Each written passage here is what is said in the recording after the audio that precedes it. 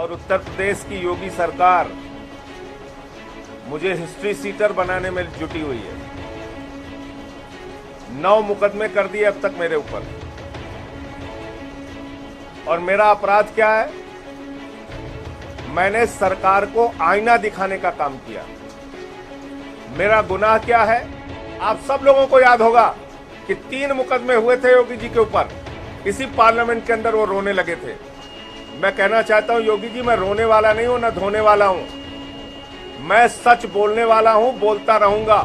किस प्रकार से उत्तर प्रदेश की सरकार मुझे हिस्ट्री सीटर बनाने का काम कर रही है, उत्पीड़न करने का काम कर रही है, रोज मुकदमे लिखने का काम कर रही है, ये आज मैं देश के उपराष्ट्रपति और हमारे सदन के सभापति आदरणीय वेंकैया नायडू जी को पत्र के माध्यम से बताऊंगा।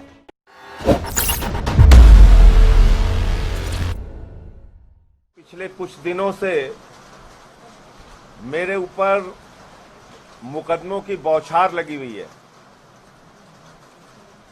और उत्तर प्रदेश की योगी सरकार मुझे हिस्ट्री सीटर बनाने में जुटी हुई है। 9 मुकदमे कर दिए अब तक मेरे ऊपर। और मेरा अपराध क्या है? मैंने सरकार को आईना दिखाने का काम किया। मेरा गुनाह क्या है? मैंने उत्तर प्रदेश सरकार की सच्चाई और योगी सरकार की कार्यप्रणाली को जमीन पर रखने का काम किया। और मैंने ये बात कही कि उत्तर प्रदेश में योगी सरकार में ब्राह्मणों के साथ अन्याय और अत्याचार हो रहा है। मौर्य समाज अपने आप को छला हुआ महसूस कर रहा है। वो चाहे निषाद समाज हो, पाल समाज हो, बिंद समाज हो, कश्यप समाज हो, गुर्जर समाज हो, जाट समाज हो, जाटो समाज हो, वाल्मीकि समाज हो, सोनकर समाज हो, कुर्मी समाज हो, यादव समाज हो, लोधी समाज हो, आज सबके मन में एक गुस्सा है, नाराजगी है। ओम प्रकाश राजभर जी मेरे पास मिलने के लिए आए थे, जो पूर्व मंत्री हैं, भाजपा के सहयोगी थे। वो मेरे पास मिलने आए थे और उन्होंने मुझसे कहा कि आपने जो कुछ भी कहा संजय सिंह जी वो सही है। 8 राजनीतिक दलों का वो गठबंधन चलाते हैं, भागीदारी संकल्प मोर्चा, उसने हमें समर्थन दिया। तमाम संगठनों ने मेरा समर्थन किया मेरे बयान पर। और मैंने क्या कहा? मैंने कहा योगी जी आप ठाकुरों के नेता हैं, ठाकुरों की सरकार चलाना चाहते हैं, ठाकुरों के लिए काम करना चाहते हैं, ठाकुरों के लिए काम कीजिए, इसमें कोई आपत्ति नहीं है मुझे। लेकिन बाकी जातियों की उपेक्षा मत कीजिए, उनके साथ अन्याय मत कीजिए, उनके साथ सौतेला व्यवहार मत कीजिए, उनको डंडे से चलाने की कोशिश मत कीजिए। और इसके मैंने बहुत सारे साक्ष्य और प्रमाण रखे। मैंने कहा कितने जिलाधिकारी दूसरी जातियों के हैं सरकार बताए, कितने पुलिस अधीक्षक दूसरी जातियों के हैं, कितने सीओ हैं, कितने थानेदार हैं बताए, कितने मुख्यमंत्री के सचिवालय में अधिकारी पोस्टेड हुए हैं दूसरी जातियों के समुदाय के बताएं। लेकिन मेरी बात का जवाब नहीं देते। मैं पूछता हूं कि प्रभात मिश्रा जो 12वीं में पढ़ने वाला बच्चा था, जिसके विरुद्ध एक भी एफआईआर नहीं था, उसकी इनकाउंटर में हत्या कैसे हो गई, इसको आप जवाब दे दीजिए। उस पर जवाब नहीं देते। मैं पूछता हूं कि भाई खुशी दुबे जो 2 दिन पहले की नवविवाहिता थी, उसका क्या गुनाह है कि अभी तक आपने उसको जेल में रखा है, जबकि पुलिस अधीक्षक ने माना था कि उसकी गिरफ्तारी गलत हुई। तो आप मेरे खिलाफ मुकदमा लिखेंगे?